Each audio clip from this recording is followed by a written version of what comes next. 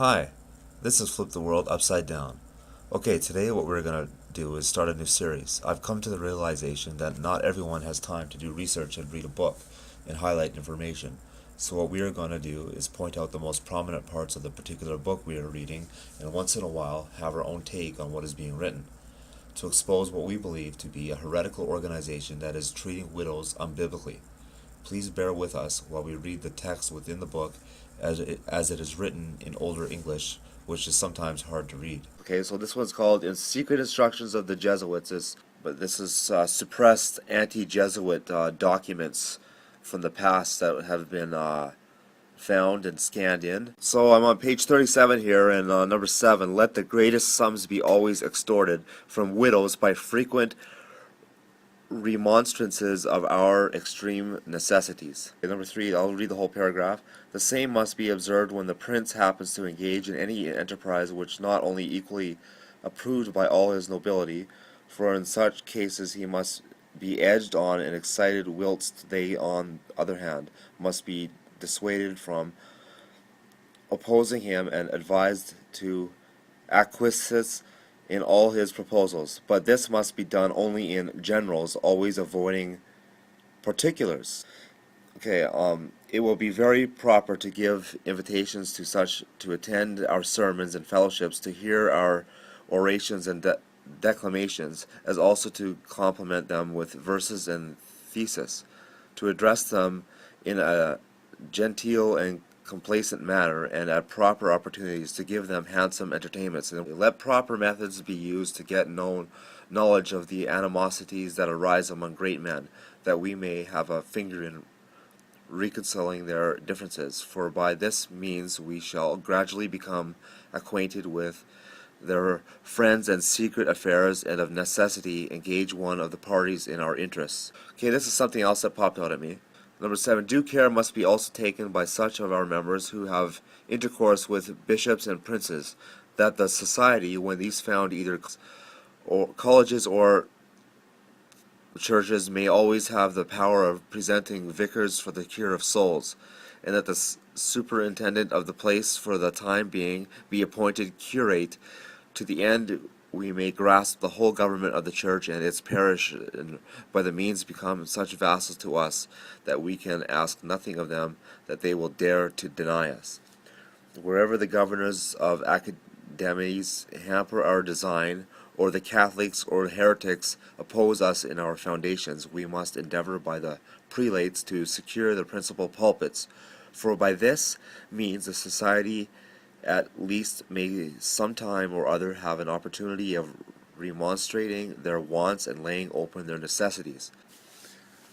Well, so far it shows the evil intent of these people, and it reveals the fact that there's a huge conspiracy going on with their intentions, and they're basically verbalizing their intentions openly for people to even read. Let the members of our society direct princes and great men in such a manner that they may be seen to have nothing else in view but the promotion of God's glory, and advise them to no other austerity of conscience but what they themselves are willing to comply with. For their aim must not immediately, but by degrees and insensibly, be directed towards political and secular dominion. So this is like ecumenical stuff you're talking about, right? Making everything ecumenical. Yeah. Sort of how that comic on Alberto Rivero just, talks about. On the next place, our members must with gravity protest, and in a solemn manner affirm, that the administration of public affairs is what they with reluctance interfere in, and that the duty of their office obliges them often to speak such truths as they would otherwise admit.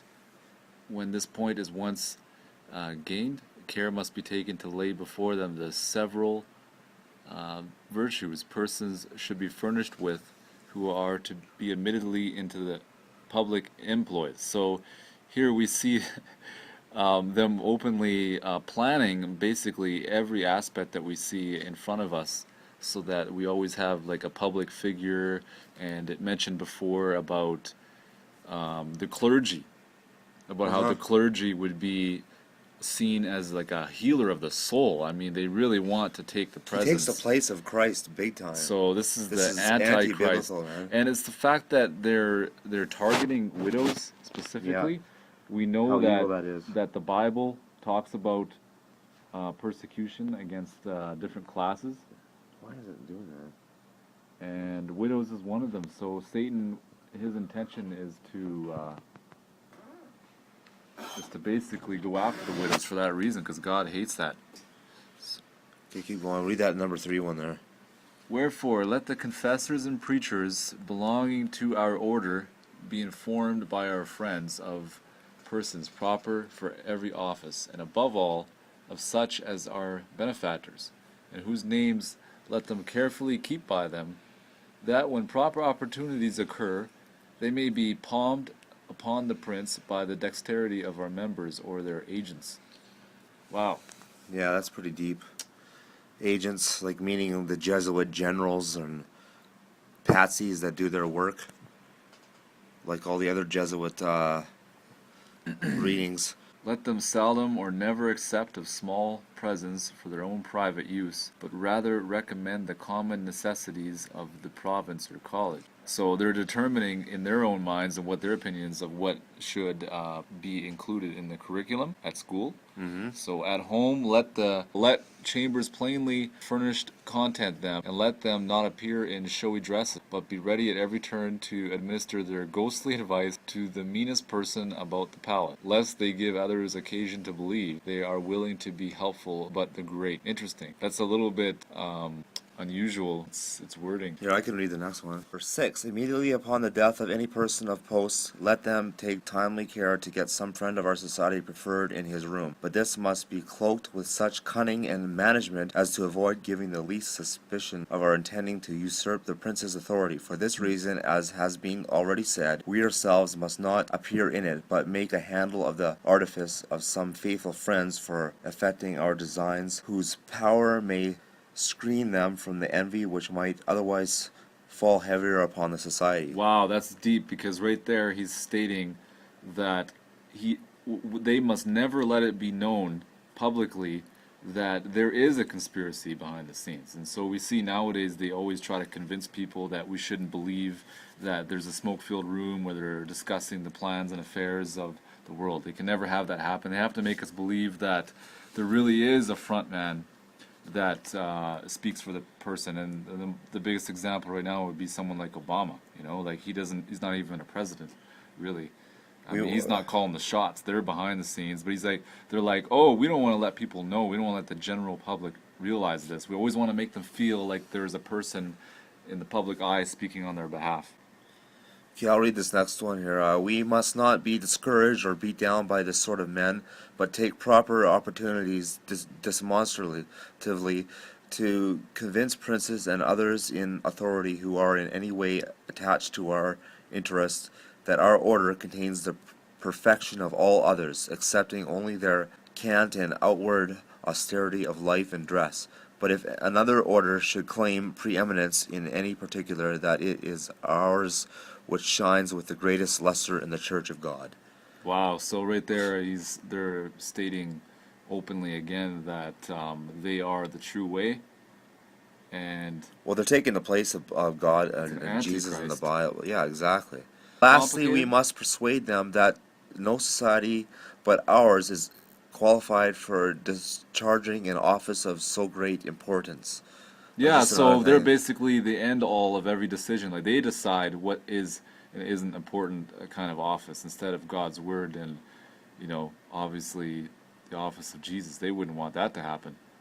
They have to decide for us what's important, and that's why psychology nowadays and family doctors and physicians of any kind are always deemed the most important, because they're always telling us to trust your doctor, or you know believe your professor for things that they're not even qualified to be talking about. Of proper methods for inducing rich widows to be liberal to our society. For the managing of this affair, let such members only be chosen as are advanced in age, of a lively complexion and agreeable conversation.